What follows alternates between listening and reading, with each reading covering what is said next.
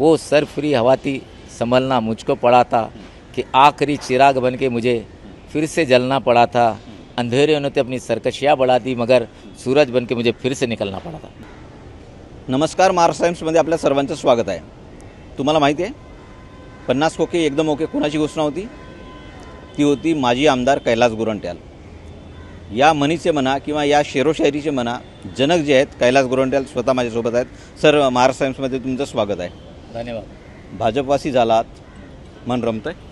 हो, म्हणजे काम करण्याची स्पीड वाढली आणि सन्मान्य मुख्यमंत्री देवेंद्र भाऊ आणि रवींद्र चव्हाण हे मला नेहमी सहकार्य करत आहे आणि ज्या ज्या गोष्टी आम्ही घेऊन चाललो त्यांच्याकडे ते 100% न्याय देण्याचं काम ते दोघंही करतात. ओके. ज्या प्रकारे जालना जिल्ह्यामध्ये खड्डे आहेत, रस्त्याची कामं होत नाही आहेत, विद्यमान आमदार दुसऱ्या पक्षाचे आहेत, महायुतीमध्ये कसं चाललं एकंदरीत वातावरण?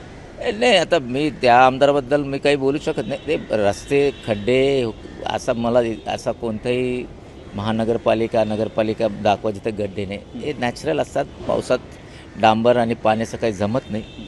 पाऊस जास्त पडला आणि पाणी थांबलं तर इथं गड्डे हा नैसर्गिक चीज आहे. कारण मी नगराध्यक्ष होतो आणि गेल्या 25 वर्षापासून नगरपालिका माझी आहे तर मला त्याच्याबद्दल माहिती आहे. आणि पण मला एक सांगतो की महानगरपालिका झाल्यानंतर जी आम्हाला आवश्यकता असतात म्हणजे मनुष्यबळ असा त्यात आमच्या भाषेत म्हणजे महानगरपालिकेच्या भाषेत असं आकृतीबंध म्हणतात. आता आमच्याकडे 996 पोस्ट आहे पण काम किती लोक करतात? फक्त 400. तर मला सांगताना आनंद होतो सन्मान्य मुख्यमंत्री देवेंद्र फडणवीस आणि एकनाथ शिंदेने आता आजच माझ्याकडे त्याचा हे आलेला आहे, आपला काय म्हणतं त्याला GR आलेला आहे की जालन्याची आकृती बंद मंजूर झालेली आहे. म्हणजे आता आम्हाला पुढच्या महिन्यात आम्ही एखाद्या एजन्सीला नेमून 596 नोकर भरती करणार. आमच्याकडे सध्या जे प्रमोशनचे बाकी आहे त्यांना प्रमोशन हे काम करणार. हे फार मोठं काम असतं कारण मनुष्यबळ वाढल्यानंतर महानगरपालिका काम करणे फार सोपं होतं. कमी मनुष्यबळामध्ये काम करू शकत नाही. आता एक फार मोठं काम त्याने केलेलं आहे. दुसरा, आमच्या जालना शहर आम्ही GSTमध्ये महाराष्ट्रात जे 2-3 शहर आहेत त्यात येतो आहे. आम्ही 1000 कोटीचं GST भरतो, 3000 कोटीचं लाईट बिल भरतो. आता 1000 GSTच्या प्रमाणे आम्हाला जे शासनाकडून अनुदान यायला पाहिजे ते फक्त आम्हाला येतो आहे 12 करोड रुपये. आणि इचलकरंजी हा महानगरपालिकाचा GST 300 करोड आहे आणि त्यांना किती भेटते? 15 कोटी. जर GSTच्या परतीप्रमाणे जर आम्हाला पैसे जे द्यायला होते गव्हर्नमेंटने तर आमच्या 1000 कोटी GSTच्या अनुसार 20 कोटी रुपये प्रति महिने आम्हाला दिला पाहिजे. ही एक प्रमुख मागणी आमची आहे आणि सन्मान्य मुख्यमंत्रीला आम्ही या संबंधी भेट घेणार आहे आणि त्यांना पण पत्र देणार आहे. दुसरी गोष्ट, नगरपालिकामध्ये जेव्हा ऑक्ट्राय होतं ते बंद झाल्यानंतर शासनाकडून सहाय्यक अनुदान यायचं. त्या सहाय्यक अनुदान जे यायचे त्यात आम्हाला फार म्हणजे ज्या वर्षी जेवढे पैसे यायचे असा एकूण म्हणजे कमी आले. आमचं टोटल 350 कोटी रुपये सरकारकडे थकबाकी आहे सहाय्यक अनुदानचे आणि तेही आम्ही मान्य करणार आहे मुख्यमंत्री महोदयांना की जर तुम्ही सहाय्यक अनुदानचे पैसे टप्प्याटप्प्याने काय होत नाही. कारण महानगरपालिकेने फार देणे म्हणजे PC कॉन्ट्रिब्युशन भरणे, जुने गुत्तेदारांचे पैसे देणे अशी फार गोष्ट आहे. त्यासाठी मी मुख्यमंत्र्यांना विनंती करणार आहे की टप्प्याटप्प्याने का होते आमचे 350 कोटी सहाय्यक अनुदान तुम्ही दिलं तर चांगलं आहे. कॉर्पोरेशन झाला पण कॉर्पोरेशनचं बिल्डिंग नाही. त्याही एक डिमांड आमची आहे साहेबांना की एक कॉर्पोरेशन बिल्डिंगसाठी जर तुम्ही आम्हाला पैसे दिले किंवा आमचे सहाय्यक अनुदान दिले त्यात आम्ही सर्व करू शकतो. एक साधा आणि सोपा प्रश्न आहे. बरेच नेते आजीचे माजी झाले, माजीचे आजी पण झाले, तुम्ही पण माजी आमदार आहात. जे इतरांना जमलं नाही ते कैलास गोरंट्याला यांना जमवू शकलं नाही असं म्हणता येईल? नाही, मी तसं काय म्हणत नाही. काम करावं लागतात. एक शेर असा आहे, वो सरफरी हवा थी संभलना मुझको पड़ा था कि आखिरी चिराग बन के मुझे फिर से जलना पड़ा था. अंधेरे ने तो अपनी सरकशियाँ बढ़ा दी मगर सूरज बन के मुझे फिर से निकलना पड़ा था. असं आहे. गावाचे महानगरपालिकाचे मतदारसंघाचे काम जे निवडून आले त्यांच्याकडून होत नाही तर लोकांची अपेक्षा असतो की माझी आमदारने करून द्या आणि करून दाखवतो आम्ही. ओके. तुम्ही जसं शेर शहरी म्हटली तशीच एक आहे, पुराने पेड़ों का मजाक उड़ा रहे थे नए पौधे, इन्होंने अभी तूफानों के झटके नहीं देखे. अरे तसं काय नाही. मी म्हणतो की रोशनी पाड़ता फिरता है, हर तरफ डुबा तो सितारों को जन्म देता है. म्हणजे आम्ही झोपलंही तरी मी काम करतो, दिवसात तर काम करतो, झोपल्यानंतरही आम्ही लोकांचे काम करतो. तुमची तर शेरोशायरी प्रसिद्धच आहे. तुम्ही आमदार होतात तेव्हा पण तुम्ही माध्यमांना प्रतिक्रिया देताना नेहमी शेरोशायरी, पण हा रोग कुणाकडे आहे तुमचा? रोग म्हणजे आता विधानसभा होऊन 1 वर्ष झाले. स्थानिक आमदारकडून ज्या प्रकारे जालना मतदारसंघात काम झालं पाहिजे तसं झालेलं नाही. आता नितीन गडकरीकडून काही त्यांनी पैसे आणले आणि चौपदरी केलं, त्याची काय अवस्था आहे तुम्ही येऊन बघा. आणि आता उद्घाटन होऊन त्याला 2 महिने झाले, पण ते रस्त्याचं काय केवढे गड्डे पडले बघा. आणि यांनी जे घोषणाएं केली आतापर्यंत कोणतीही झालेली नाही आहे.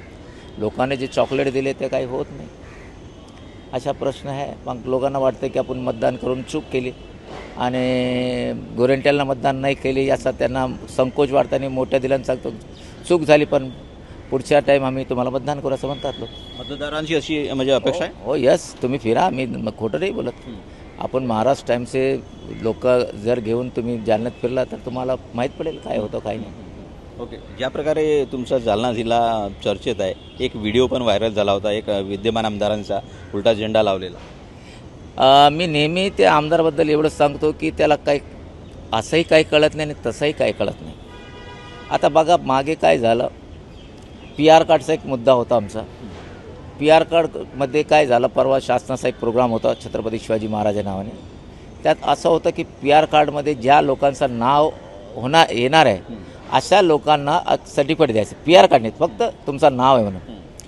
आणि ते आमचे महापौरच्या हस्ते झाले. या माश्याने काय केलं, भिसे म्हणून कोणी ते असं नातेवाईक आहे ज्याचा नगरपरिषद किंवा महानगरपालिका काही संबंध नाही, तो राहतो तांदूळवाडीला. त्याला भरती बोललो, त्याला एक कागद दिलं आणि सांगितलं हे बघा मी PR कार्ड वाटतो.